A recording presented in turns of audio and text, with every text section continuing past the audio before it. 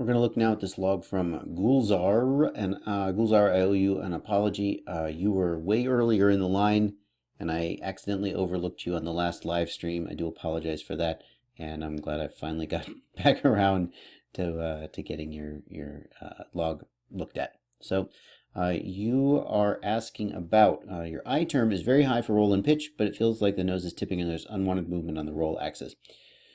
Speaking generally about that, without getting to your black box just yet, especially on Betaflight 3.0, you can raise the I term much higher than you used to be able to raise it without any negative effects. There's some dynamic behavior in the I term to prevent wind up, and so in general, you can have it higher than you might think you ought to be able to. So let's take a look at where your I term actually is, which we can do. You're on Betaflight 2.9.0, so you're not on 3.0 yet. I see down here that you're on 2.9. I don't know about that with the dynamic I term. I'm not sure if that's true. So you're at 82 on your I term, which I agree is pretty high. I commonly run an I gain in the 50s or 60s, which I feel like is higher than most people like to be. I think most people, their I gain is somewhere in the 30s or 40s is where you typically see people flying. I have a really low tolerance for any kind of like throttle dependent pitch behavior. I really don't like to see my nice smooth line get messed up by the nose rising or falling as I change the throttle. So I like to run it high. If you're at 82 and you're still having issues, that I agree that that's higher than I would normally expect. I always like to say let the flight characteristics dictate the tune, so I would not let the fact that the number is arbitrarily high dissuade you from continuing to raise it. If you don't notice any negative effects, put it where it needs to be and fly it, but do keep your eye out for negative effects. I think once you get, in my experience, once you get around 110 on I gain, you'll start to see maybe even oscillations depending on exactly how your copter is set up. But I think if you have to be in the 80s to keep the nose from moving, then you probably need to be looking somewhere else.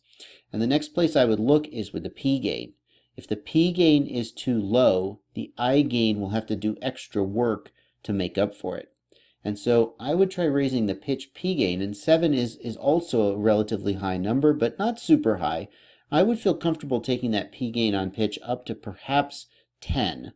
And again, watch out for oscillations, but the nice thing about P-term oscillations is, unlike D-term oscillations, you're not going to smoke a motor from P-term oscillations. The copter may become very difficult to fly or even unflyable, but just keep your eye out for that. When you take off, move the sticks very slowly, raise the throttle very carefully, watch for oscillations to come out, and if you start to see oscillations come out, then land the copter and take it back down again.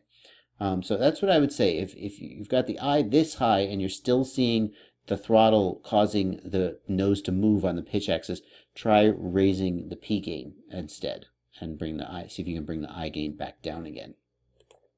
You say you've got some prop wash oscillations at the end of hard maneuvers and either decreasing the P term or raising the I term. So here we've got some contra-indicated advice here. You're lowering the P gain to get rid of prop wash, and I'm telling you to raise the P gain to keep the nose stable. So those two things obviously can't both happen. The canonical way of dealing with prop wash is by raising the D gain, but raising the D gain can cause bad things. It can cause hot motors. You're saying you're having problems with D term oscillations, etc. If we look at your D term while you're flying, let's take a look at the roll axis. It's usually the most active axis, and I will turn smoothing off by pressing the S key.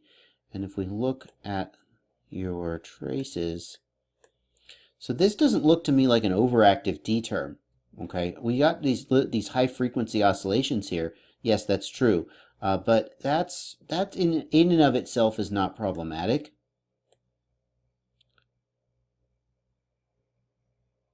And I've always said, let the motor temperature, well, I haven't always said this actually. And recently I've decided to start saying that, especially if you're flying a recent version of Betaflight, then the motor temperature should be your primary indication of whether your D gain is too high. It's hard to tell by looking just at the traces whether the D gain is too high. That being said, nothing about this jumps out as extremely noisy or too high. We do have these periods where we see these high frequency oscillations. That's just noise being amplified. Overall, though, the magnitude of the D term is less than the magnitude of the P term. We don't see these crazy huge D term spikes, and this is a relatively docile and well-controlled D term. I don't see anything remotely problematic about this. And with a D gain of only 18 and 22, those are very low values. So I think what I would suggest you do is you put your P gains back where you wanted them before you started lowering them to try to get rid of prop wash. As you raise the P gain, you should find that the nose disturbance, the unwanted movement on the various axes that you're trying to solve with I gain, you should see that as you raise the P gain, that goes away or gets better. But you may find that you get more prop wash oscillation, and that you can try to solve by raising the D gain. And that's the general approach I would suggest you take. Your ESCs are RacerStar 30 amp Beta Heli S ESCs. There is absolutely no reason why you can't get very, very good prop wash handling with those ESCs. And your props are HQ 5040 tri-blades, which are extremely well balanced props, and they're very tunable props. Really any 5040 tri-blade should be a very tunable prop. It won't make the absolute most thrust, but the lower pitch and the smaller prop area means that the motor should be very, very able to accelerate the prop. It's a very smooth and efficient prop, and it should be able to get a very good tune. What I would suggest you do is start working up the D gain and see if you can reduce prop wash by raising the D gain. Pay attention to your motors. Raise the D gain 5 or maybe 10 clicks at a time, not more than that. Fly half a battery, fly 30 seconds or so, and see about whether the motors are hot. If they're starting to come down uncomfortably warm, then you might be getting a little bit on the edge. Now you say your D term is pretty low, but the motors still come down warm. Well, the motors can come down warm. That's normal. If your motors come down cold, good for you. But motors coming down warm is fine. If you can't touch the motors comfortably for 5 seconds, then I would say they're too hot. And if you want a temperature, I would say 70 Celsius. If the motors are below 70 Celsius, you're probably okay. If they're coming up close to 70 Celsius, you probably should back off. But if they're below 70, if they're over 70 Celsius, you definitely have a problem, I would say. And if they're well below 70 Celsius, you're probably fine. And if you feel like they're a little warm, and it turns out warm is like 30 Celsius, not even a second thought. That's fine. Okay, but if you're not, if you don't have a thermometer that you can stick them on, like an infrared thermometer, just pinch the motor as soon as you land, because it's going to start cooling off, right? Run over, grab the copter, pinch the motor with your fingers, and if it starts to feel uncomfortable, but you can still hold it, then you're on the edge. And if you pinch it, and about 3 seconds after it gets really uncomfortable and you want to take your fingers off, that's too hot, probably is a good guideline, I would say. All of this is based on the fact that you're using Betaflight 2.9, and I know this is not what you want to hear, but Betaflight 3.0 does a even better job at P and D term. It's just better than 2.9 all the way around. Now that doesn't mean you can't get a fantastic tune on 2.9. You definitely can, but going to 3.0 certainly, I expect it would help with this whole scenario, especially the D term handling. You can raise D, frankly, all of them. You have a much wider tuning envelope on 3.0 than you ever have had before, and it gives you the opportunity to use P, I, and D to tune the feel of the copter while the copter still generally handles very, very well. It's very hard to get yourself into a scenario with Betaflight 3.0 where something really radically bad is happening. You can do it, don't get me wrong, but you have a lot more flexibility to say, oh, I'm getting prop wash oscillations, I should raise the D gain. And there's not some other problem that prevents you from raising the D gain that then you can't solve the problem that you're trying to solve, which is the prop wash. Okay.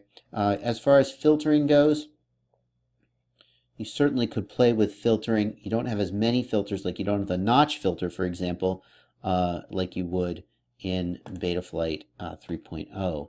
If we look at the gyro, this is going to be the filtered gyro, so it's not going to tell us very much. But let's look, I know what let's do. Let's look at turn that off, I don't want that. But let's look at the gyro traces and just see how noisy your gyros are when we zoom all the way out. Hold on, turn that off. We'll zoom all the way out, and I'll turn smoothing off. Oh, smoothing is already off. Yeah, this is very, very clean trace. Okay, so either you've got good amount of filtering or you just have very smooth motors. So you should have a lot of room to raise your D gain without introducing noise problems because this is so well filtered. So that's my suggestions.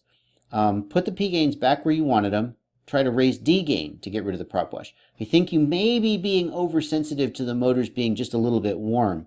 A little bit warm is normal. Hot is bad. But if you smoke your motors, don't blame me. I think your copter can have more D gain than this. I would feel comfortable, just as a guess, raising D gain as high as perhaps 40. Not all at once, just in little increments, and check the motors in between each one to be sure they're not overheating. But I feel like I'd be comfortable going up to 40 in a copter like this, maybe even a little higher, maybe 45 or 50, without even starting to worry about excess heat very much. And see what that does. See if that gets rid of the prop wash, and see if it introduces any other problems. And consider going to Betaflight 3.0, which should help even more. All right. I hope that's all helpful. Happy flying.